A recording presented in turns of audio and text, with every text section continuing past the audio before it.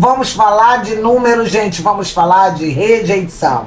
As duas últimas pesquisas publicadas, a Action, 20 de maio, e a Pontual, 29 de maio, tem quase a mesma posição quando se trata de rejeição, a mais baixa e a mais alta rejeição.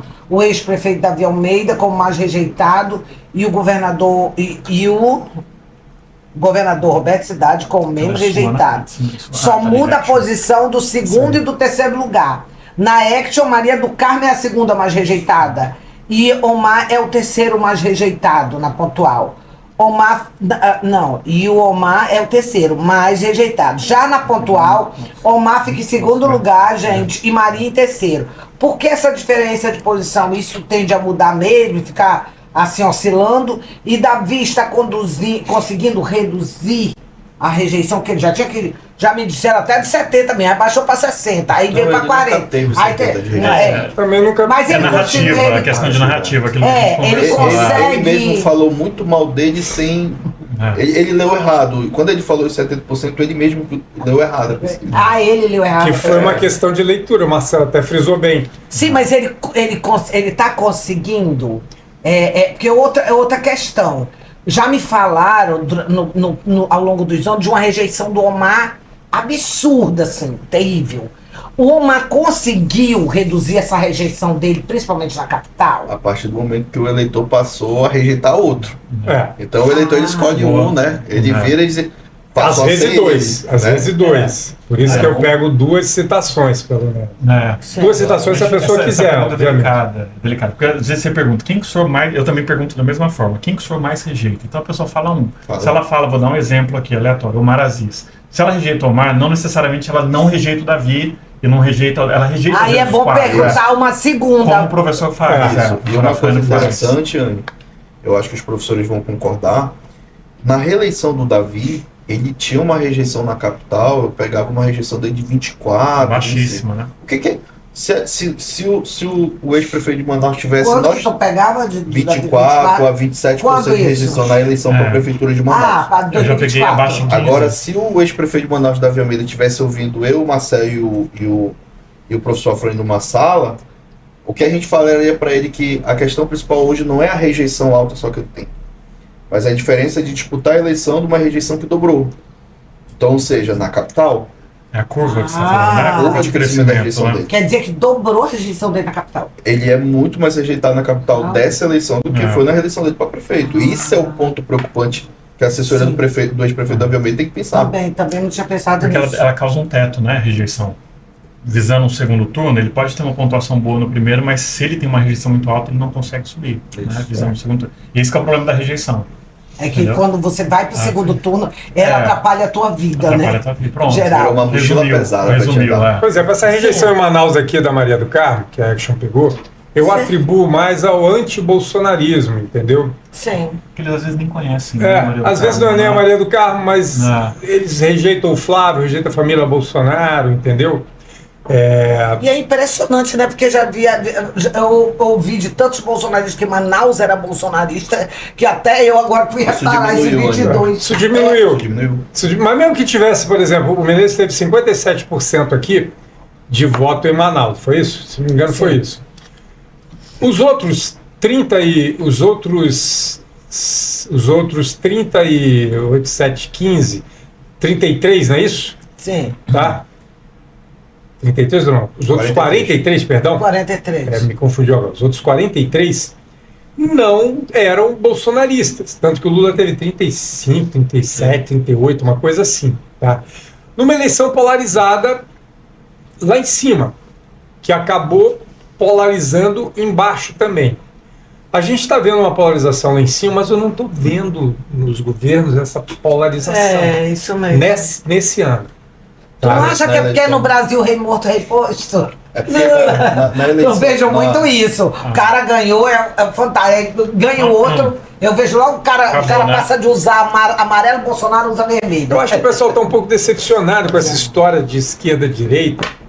Até mesmo porque ele consegue ver erros na esquerda e na direita também. Meu bem. Então tá todo mundo comigo. Graças a Deus. Eu me considero toda ser híbrido. entrevista. Eu tenho a minha opinião. Eu mas sou híbrido, sou então, ser híbrido, porque eu acho muito eu vejo errado. coisas boas num Sim, lado do outro, claro, não há como negar, mas eu vejo coisas ruins nos dois lados. Sim, também. mas vamos lá aqui aos números. Quer dizer que essa rejeição pode mudar mesmo, mas o Davi tem aqui 30, quanto? 31. E aqui 31. 46. Não, 40. 31 Total, e 40. 40. Ele Em Manaus eu peguei 33, o Eric pegou 46, 46. ou seja, a rejeição Essa aqui dele teria vai aumentado. Nossa, então teria aumentado, não é isso? No interior tá dentro da margem aproximada, tá? Aqui eu Porque peguei 30, ele pegou se eu 33. pegar os meus números internos, a rejeição do ex-prefeito Manaus Davi Almeida, se eu pegar o meu registro externo, ela, depois que ele saiu do cargo, ela tendeu a diminuir um pouquinho, porque estava maior.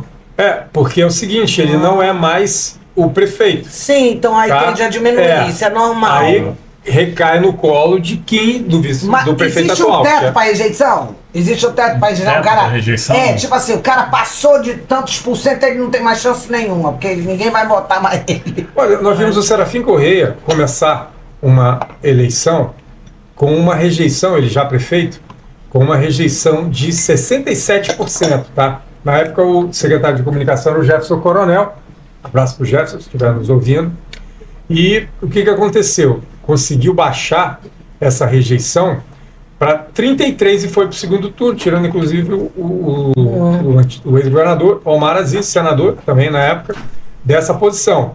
Mas o Serafim perdeu essa eleição no segundo turno.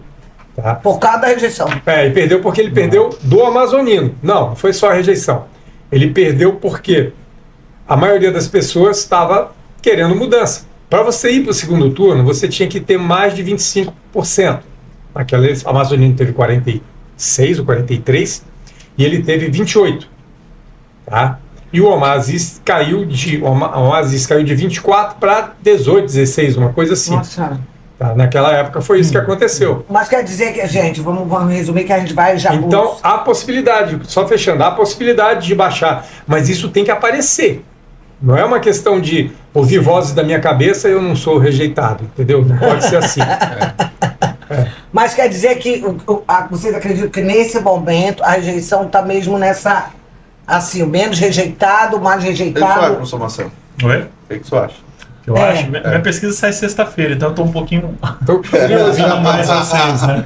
tô curioso para... Gente, eu perguntei antes da gente entrar na ele ia dar um spoiler, ele disse eu levo multa. Aí pronto, ele ainda tá ele acabou com a coletando, minha- né? Tô coletando. Ele ainda tá ainda, coletando. Eu termino na quinta. Olha, o outro ainda ajuda, o outro dá apoio. Não, mas O outro apoia. Isso é muito legal, né, gente? Amigos aqui, olha, companheiros. Só a gente sabe que a gente passa com essa questão de multa, né? Não é fácil. Aliás, na eleição anterior, tudo foi judicializado, né? Você divulgava uma Sim. pesquisa, havia 6 pedindo teu banco de dados para ganhar uma pesquisa de Tem um graça. detalhe. Ah. Tem um detalhe importante para a gente falar aqui de primeira mão. Sim. A pilantragem que os partidos e os candidatos da eleição a prefeito de Manaus, eles entravam contra os institutos solicitando Sim, um eu banco vi, de a dados. gente deu isso para... Depois que eles tinham o banco de dados, esse banco de dados, com uma riqueza de informação, eles passavam para outras pessoas, ia passando para o pessoal Meu da Deus, equipe eu não dele. soube disso. E a Polícia Federal já recebeu uma denúncia, está acompanhando casos de pessoas que tiveram acesso a banco de dados dos institutos que foi cedido para os advogados que eles vão ser responsabilizados. E nessa eleição agora, se eles fizerem isso de novo, eu, por exemplo, como instituto, eu vou ser o primeiro a ir para o Polícia Federal. E agora a gente tem Porque- um conselho Gente, aqui, essa é né, muita de bandidagem, estatística. né? Agora Céu. tá, Tinha pesquisa de graça.